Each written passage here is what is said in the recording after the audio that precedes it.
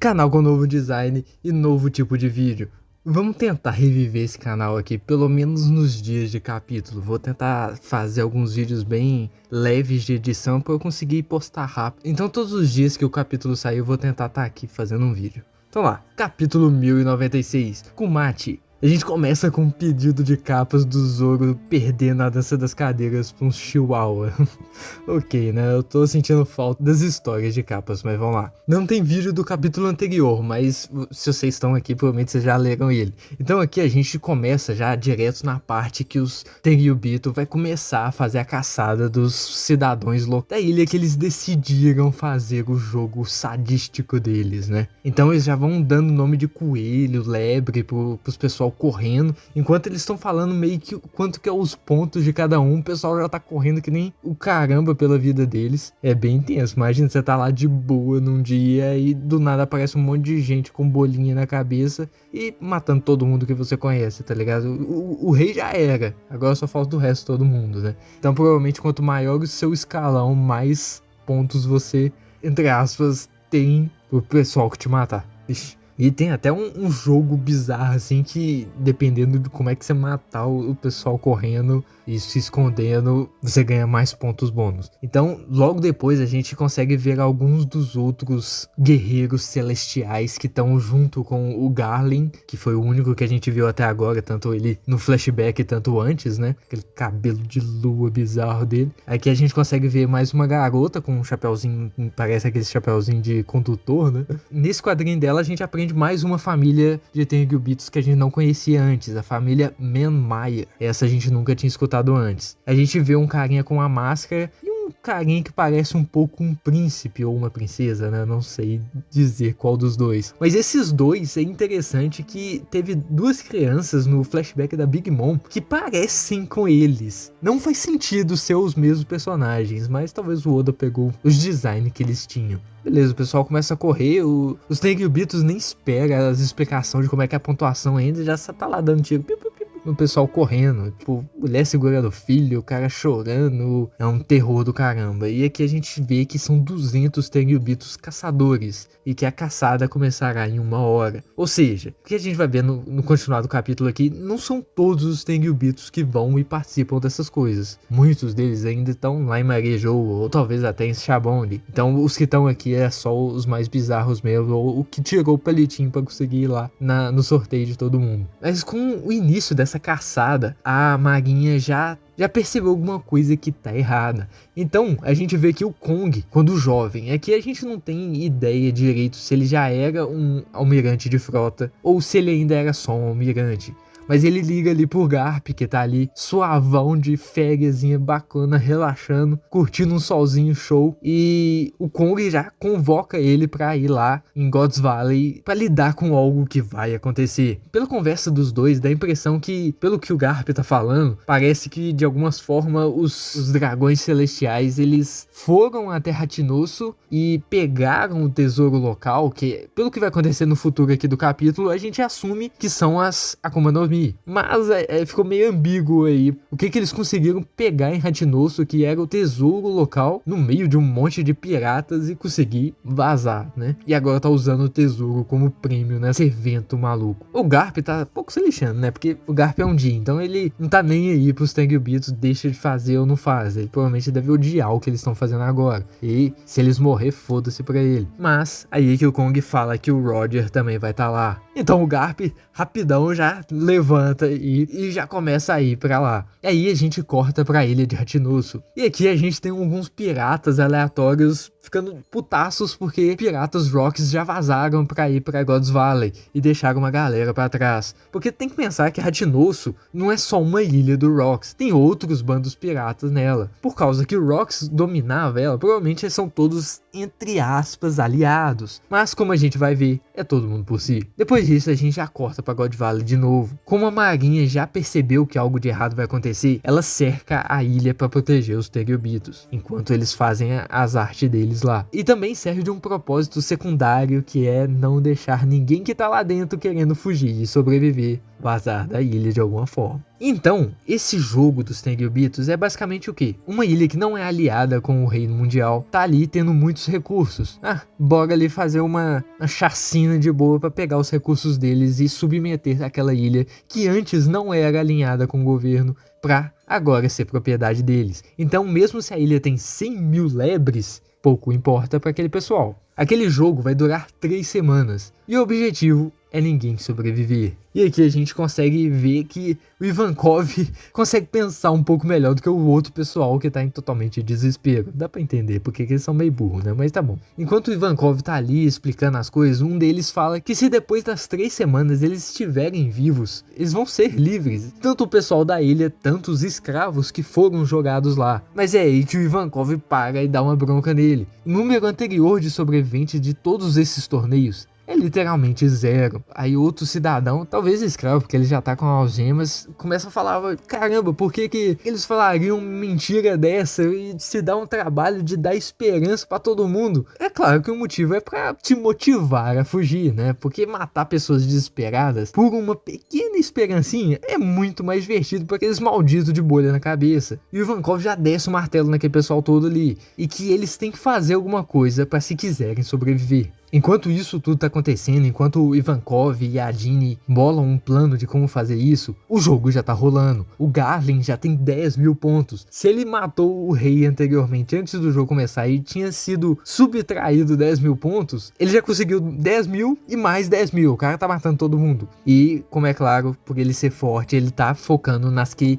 valem mais pontos. Mas mesmo assim, a gente consegue assumir que ele já matou muita gente até esse ponto. Então o Ivankov, com a ajuda de um homem tritão tubarão, consegue quebrar as algemas. Nenhum deles são usuários de Akuma no Mi, então não são algemas de Kairoseki. Mas eles só conseguiram se livrar dela por causa que o dente do cara é muito bravo. E o Ivankov elogia ele, o cara fica até todo lisonjeado, porque é a primeira vez que eles elogiaram ele, coitado. Provavelmente deve ter sido escravo pela vida toda. E é aí que a gente percebe o que tava dando errado lá no início com a Marinha. Pelo jeito, a Dini é braba em telecomunicações e ela já conseguiu entender qual que é o prêmio dos Tenryubitos que conseguirem ganhar, que nesse caso, como muita gente já estava teorizando, são Akumas no Mis. Uma delas é a fruta do dragão, a do Kaido, que a gente já sabia que ele tinha recebido por causa de God Valley, porque a Big Mom fala. E a outra é a Nikyu Nikyu no Mi, que é a Akuma no Mi da patinha, e todos nós já sabemos quem pega essa, né? E o plano deles é óbvio, pegar esses prêmios que estão à disposição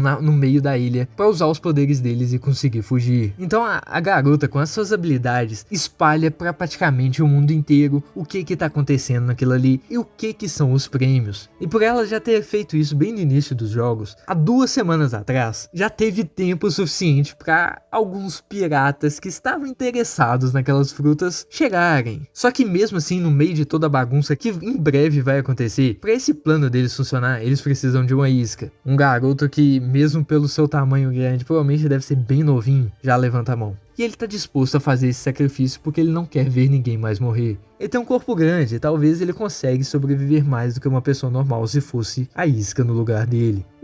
O Ivankov tá ligadaço já e ele não vai deixar que o Kuma vai ser morto, porque o Ivankov é brabo. E eles fazem uma promessa de todo mundo sair de God Valley junto. A gente dá uma puladinha de tempo aqui e, com uma grande explosão, a marinha já é alertada que piratas estão na área. E de primeiro é logo os piratas Rocks. Imagina ser um marinheiro defendendo toda essa bizarrice que tá acontecendo dos Tenryubitos e ainda tem que lutar contra os piratas Rocks, que, pelo que a gente entende, era um dos bandos piratas mais temíveis dos mares na época. Pobres homens. Aqui a gente recebe pela primeira vez o que a gente assume ser a primeira fala do Rocks. É inútil, marinha, siga minhas ordens, piratas Rocks. Não vemos o design dele nesse capítulo, mas pelo menos já temos uma voz, que é bem comandadora. E logo depois a gente vê o que consiste os Piratas Rocks, que a gente já vem escutando falar há muito tempo. E algumas coisas que a gente ainda não sabia. Que ok. O Barba Branca já parece bem puto, tipo assim, desde quando eu recebo ordens desse Rocks. No ombro dele, a gente tem uma pessoa que a gente já viu antes, de uma forma diferente, de uma outra forma que a gente ainda não tem certeza se é realmente. Miss Buckingham Stussy. A original, né? Não a clone. Do lado dela, embaixo, a gente... Eu vou deixar ela por último.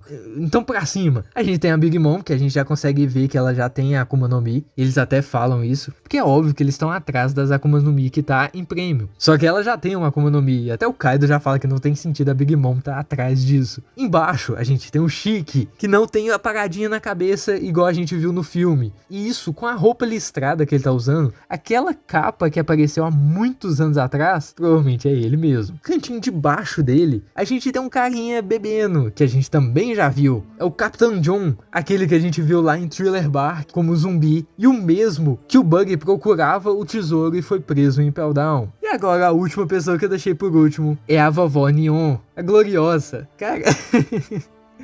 Eu pensava que até a Shaki, que talvez iria ser, não a gloriosa. Ok, essa saiu bem do nada e é muito bacana. Como que o Oda solta assim do nada que a vovó Neon era dos Piratas Rocks?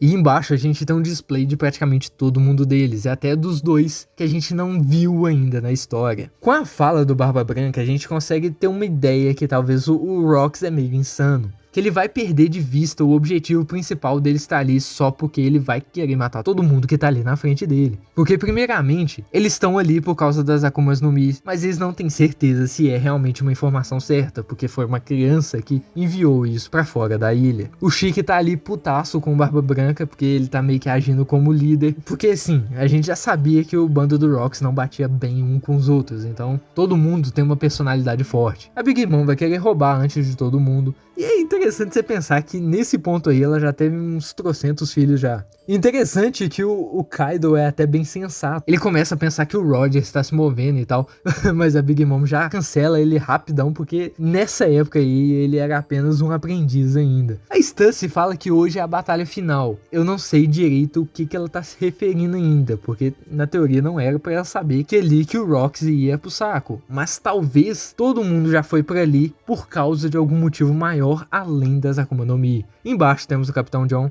do lado de cima a Gloriosa, e os dois de baixo são provavelmente o Silver X e o Ochoco. Eu tô assumindo que o Silver X é o de cima e o Ochoco é o de baixo. O Silver X parece um dos zumbis de Thriller Bark também, assim como o John. Talvez o Moria roubou o corpo dele também. Agora, eu acho que o Ochoco é o de baixo, porque o nome de Ochoco vem de um pirata que comercializava armas entre os japoneses e os portugueses. Então, provavelmente, o Ochoco é um atirador ou alguma coisa assim. Pelo menos, talvez, alguém que comercializa armas. E o de baixo parece mais uma pessoa que faz isso do que o de cima com capacete, mas eu posso estar errado. Então a gente vai cortando bem rápido aqui pelo capítulo, cada hora a gente vê uma coisa diferente porque é uma bagunça toda. Os Rocks já chegaram na ilha, porque claro que marinheiro nenhum vai conseguir parar eles. Os Tenryubitos estão putaços, porque eles são cuzão mesmo. E aqui a gente fortalece aquela visão que não é só os Rocks, não é só o Roger. É todos os piratas gananciosos que receberam a notícia da Ginny. E todo mundo defendendo a ilha não sabe exatamente por que tá todo mundo ali e qual que é o objetivo deles. Porque parece até um ataque bem sincronizado. E aí a gente tem um shot aqui dos bandos dos piratas do Roger. Ele ainda não tem um bigodão, que é da hora. A gente tem uns outros membros que a gente já viu várias vezes antes de fundo. O Rayleigh, Scopper Gaban, temos um anão ali de fundo. E pela fala do Roger, pelo jeito já faz um ano desde a última vez que eles brigaram com o Rocks. Ou com os Tenryubitos, mas eu acho que é o Rocks mesmo. Os soldados celestiais já se apontam ali para lutar contra os piratas. A gente consegue ver que mais dois que a gente ainda não tinha visto antes. Um cara que parece ter uma máscara de caveira de vaca, alguma coisa assim, com uma arma em cima do ombro, e uma mulher do lado dele de cabelo preto. A gente não tem muitos detalhes, a gente também não fala sobre eles, mas eu acho que eles devem aparecer depois. Então, tipo assim, é Rocks chegando com um monte de outro pirata aleatório, é Roger também, tem um monte de Tenryubito matando todo mundo que você conhece, tem um monte de marinheiro segurando as pontas do lado de fora da ilha. Os cidadãos tão perdidaço, o que tá rolando ali? Que bosta de dia eles acordaram, né? Puta Tá merda, eu já nem importo mais que merda que eu vou acontecer, que eu vou morrer mesmo. É aí que no próximo quadrinho a gente vê a chegada de Garp, já indo atrás do Roger, porque os dois eram rivais na época, né? Como se fosse um Smoker por Luffy, mesmo que o Smoker meio que tenha sumido desse papel. Né? Quando tá toda a bagunça de um monte de gente guerreando pra tudo que é lado, a gente consegue ver que o Kuma e o Ivankov conseguiram chegar nas Akuma no Mis. Eles não sabem qual que é qual, mas o Ivankov tá segurando a fruta do dragão. Só que então a Big Mom aparece e tira da mão dele. Mano, imagina o Ivankov como dragão. Ok.